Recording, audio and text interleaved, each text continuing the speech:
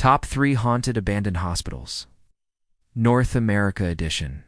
Have you ever felt the lingering presence of sorrow in a place where healing once took place? Where the walls still remember every silent cry, every last gasp of breath, long after the patients have gone? Tonight, we journey into 3 of North America's most notorious abandoned hospitals. Waverly Hills Sanatorium in Kentucky, Penhurst State School in Pennsylvania, and Alton State Hospital in Illinois. Once bastions of hope, now crumbling shells haunted by echoes of despair. Stay with me if you dare, because these are not just stories. They are warnings whispered from the dark. Waverly Hills Sanatorium, Kentucky. Built in the early 1900s, Waverly Hills sat overlooking Louisville. It was meant to treat those suffering from tuberculosis called consumption at the time. But by the 1920s, the sanatorium had expanded to a colossal 7-story fortress responding to the city's outbreak. The problem was so many patients died there that they built a secret tunnel, the body chute, to carry the bodies away without alarming the living. Imagine the cold stone halls, the labored breathing echoing at night, the empty whispers of those who slipped away, alone.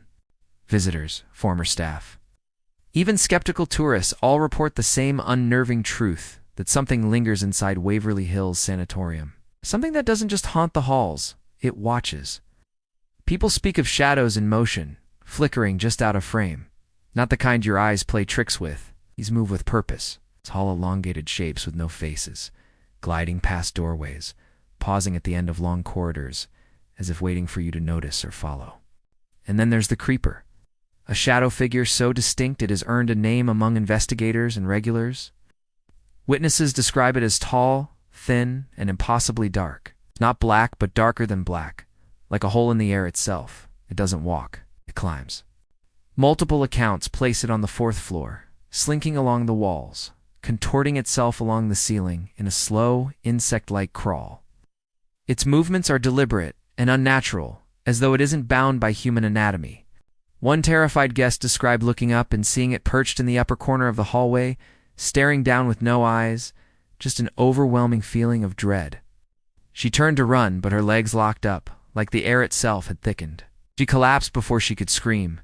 But perhaps the most infamous and emotionally charged haunting at Waverly is tied to room 502. This is a place so unsettling, it's known among locals and guides as the Midnight Room. The room's grim history begins in 1928, when a young nurse, known only by her first name Mary, was found dead, hanging from a light fixture. Pregnant and unmarried, the stigma of the time left her isolated. Some believe she was driven to suicide. Others aren't so sure. Whispers claim she didn't hang herself, that someone or something helped her up onto that chair and didn't let her down. 2 years later, another nurse reportedly jumped from the window of room 502. No one could understand why. She had just finished a shift. No note. No signs of distress. Just a long, silent fall onto the cold concrete below. Today, room 502 is sealed off with caution signs. Not because of structural damage, but because of what happens there after 3 a.m. Visitors who sneak inside after hours often report an overwhelming pressure in their chest. Nausea, headaches. Some say they hear a woman's voice humming just behind them, and when they turn around, nothing. Just the shadowed room, still and waiting.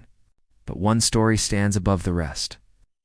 A former military medic, hardened by years of service and not prone to superstition, joined a private paranormal tour one October night, was dared to sit alone in the room for 5 minutes.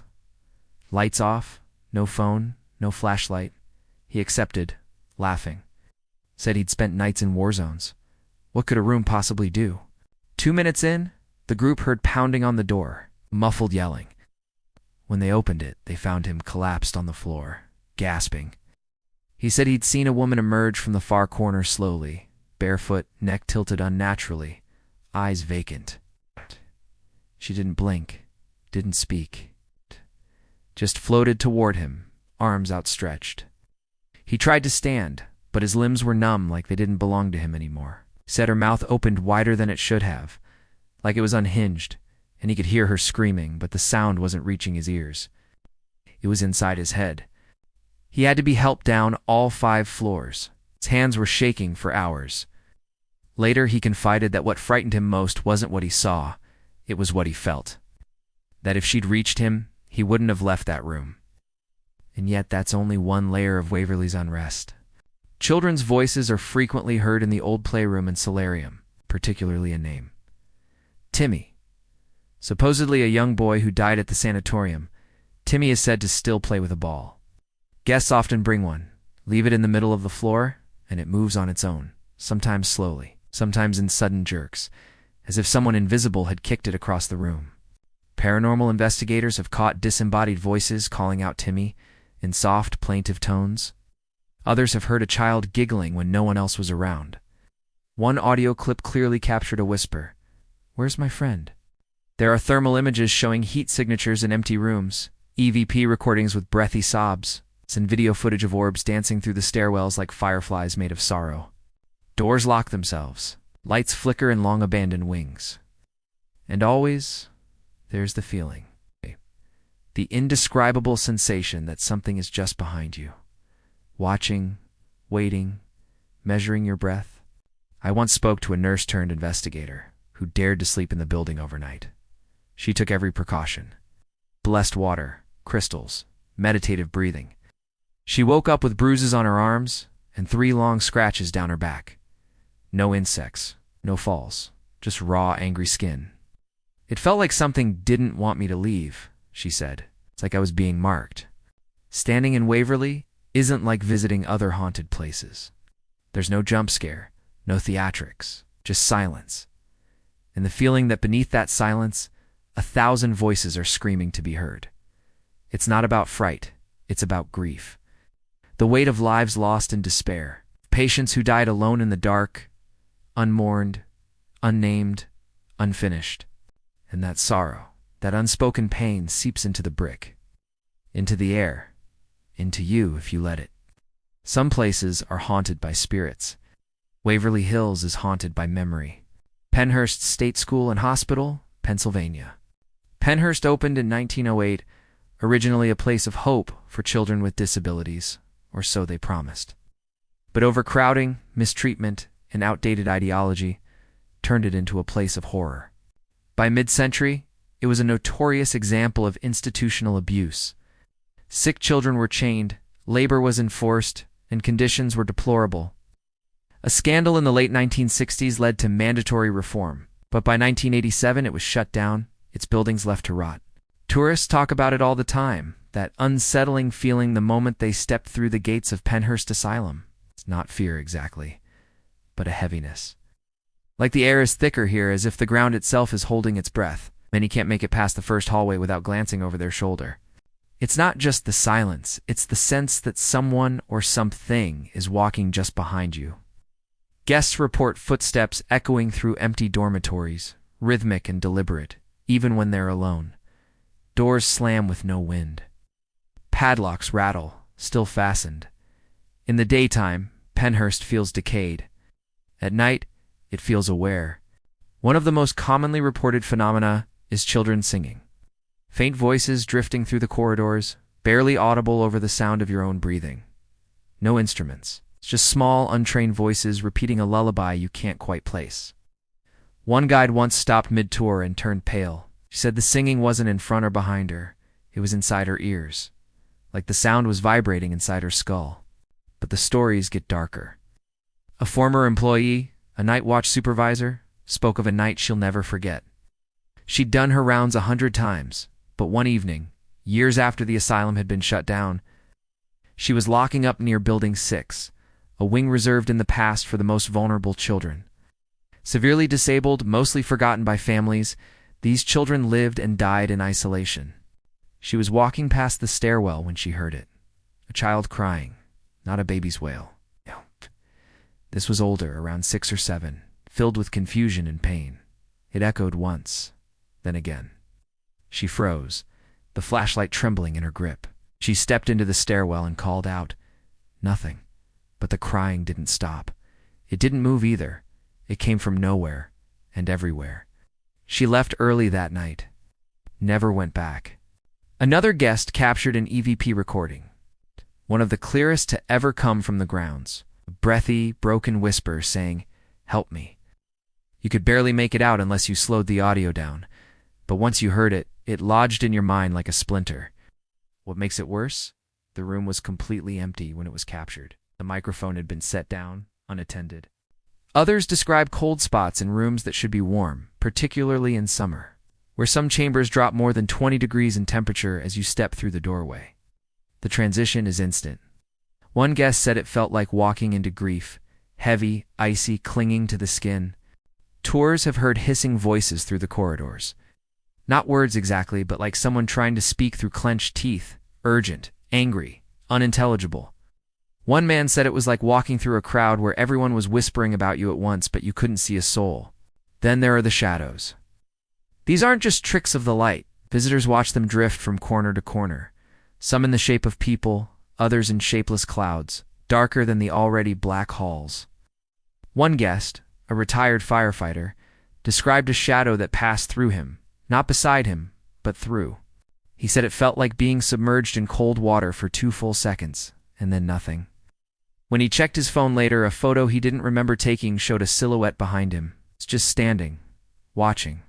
Paranormal investigators have collected hours of footage showing orbs, not dust or insects, but concentrated lights moving independently, changing direction mid-air. One video shows a door being yanked open so hard it bounced off the wall.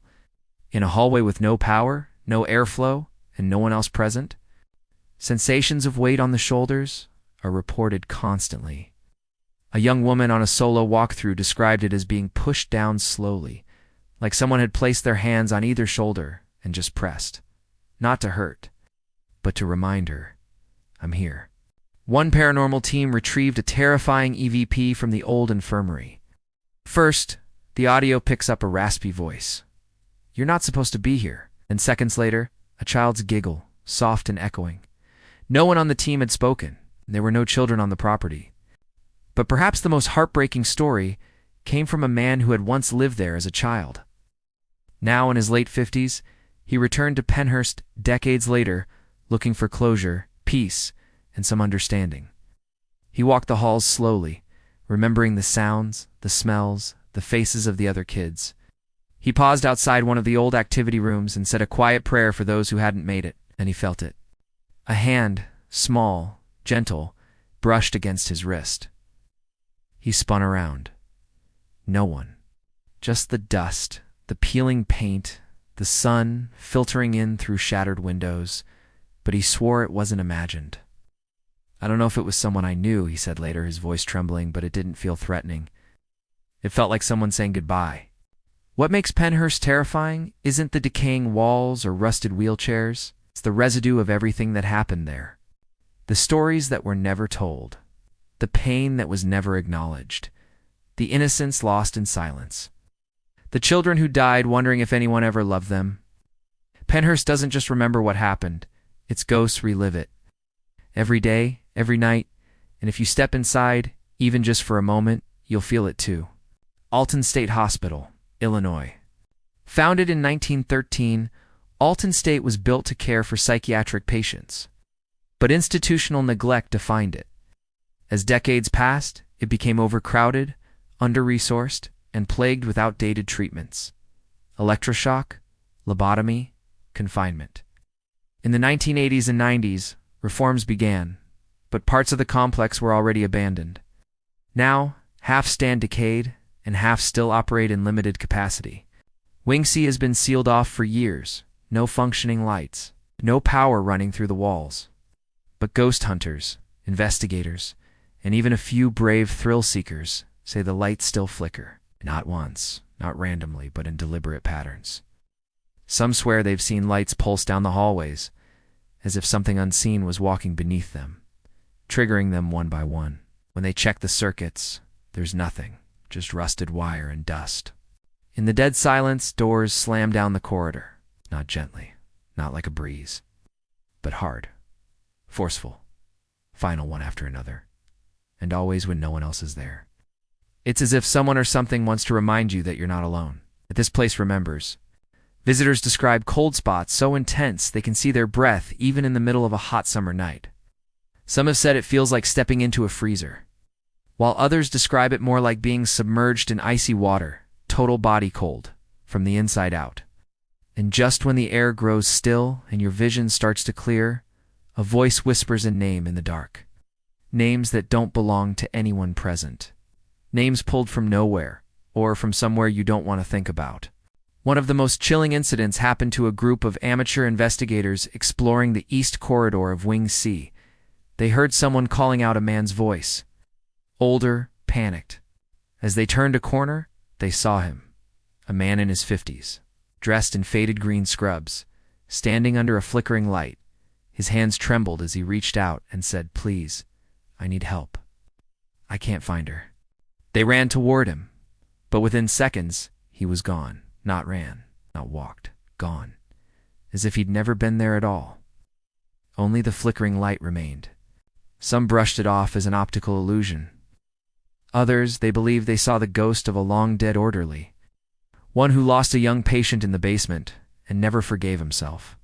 CCTV footage, taken from one of the few cameras still active in the central corridor, tells its own story. In wing after wing, orbs float slowly across the halls, perfectly round, softly glowing. Sometimes they pass through doors. Sometimes they hover, still and silent, before darting off at impossible angles. And always they appear in wings long since abandoned. Yet some parts of the hospital are still in use. A few staff still work the connected medical wing, now converted into offices. Even they report seeing figures standing at the windows, unmoving, gazing out into the parking lot below. Often they appear at night when no patients are present and no staff should be in those rooms. Security goes up to check. Nothing. No sign of anyone. I spoke with a former nurse, Elaine. She worked there during the transition period when the old hospital was slowly shutting down, but some wings were still active. One evening, she went to the basement following a call about a power short. The lights were dim, barely enough to see the ground. As she walked past the old laundry room, she noticed a mirror, foggy with dust and age. But in the center of that dust, a single handprint. Tiny, child-sized, fresh. She reached up and touched it. It was cold, damp, but no one else was in the basement. She radioed for backup. No response. She left immediately and refused to ever go down there alone again. Within weeks, she resigned. Not because of the handprint, she said, but because of what came after. She started waking up at night, gasping for breath, convinced someone was in the room with her. Not sleep paralysis, she could move. But it was like something was waiting just outside her line of sight, watching. She'd hear light footsteps outside her bedroom door, hear the rattle of medical instruments on her bathroom sink, and once she found a tiny smudge on her hallway mirror. A new one, another small handprint, and this time it wasn't dusty. She left the job and never looked back. 3 hospitals, 3 tragedies. Places built to care and support, yet haunted by the echoes of pain and loss. If you've experienced ghostly footsteps, unexplained voices, or felt eyes in the dark, share your story in the comments. We read them all. For more deep dives into real haunted locations, chilling eyewitness accounts, and untold paranormal tales, please tap like, hit subscribe, and ring the bell to be notified when our next story drops. On 13 Whispers, where history breathes and ghosts whisper.